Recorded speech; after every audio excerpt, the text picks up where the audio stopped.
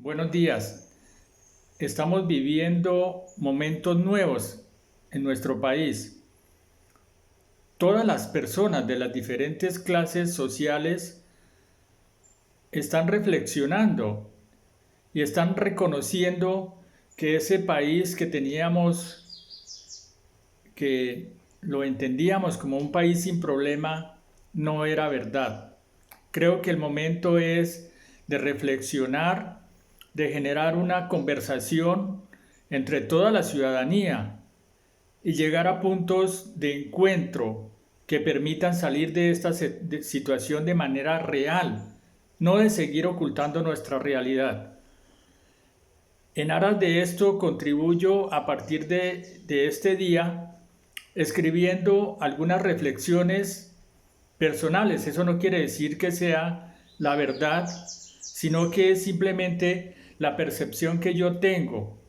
de eso que uno recibe a través de los medios de comunicación, a través de las redes sociales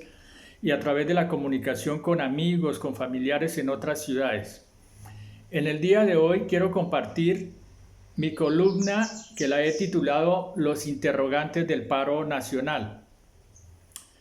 Luego de haber transcurrido un mes de paro nacional en Colombia y con acontecimientos inéditos, o tal vez que no habíamos tenido la oportunidad de conocer a través de los medios de comunicación tradicionales, y hoy vistos en vivo por las redes sociales, nos surgen interrogantes que trataré de abordar como inicio de una conversación en el interés de comprender los hechos. El primero son las causas reales que lo generaron.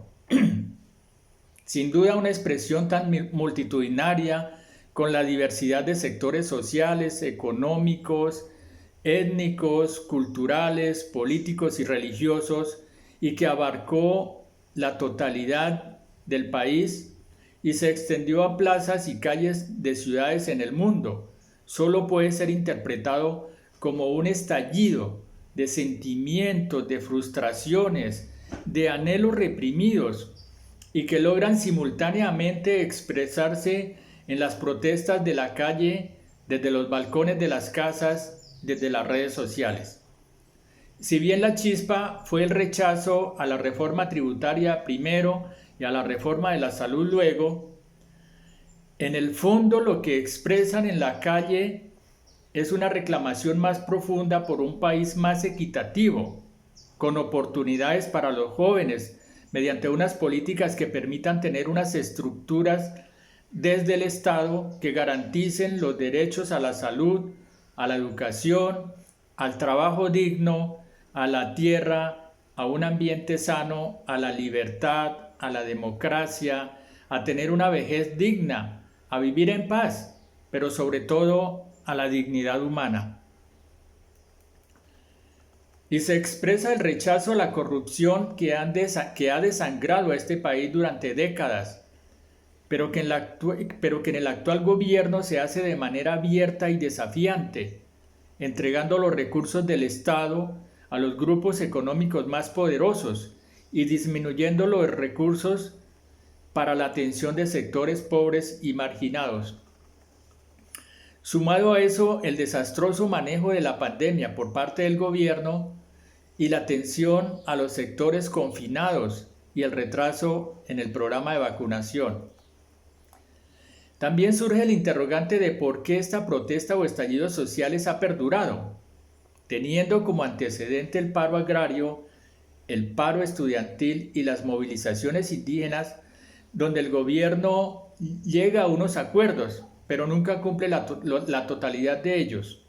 Por tanto, eso genera desconfianza y sobre todo la incapacidad de escuchar y comprender por parte del gobierno la situación catastrófica por la que pasa el pueblo colombiano.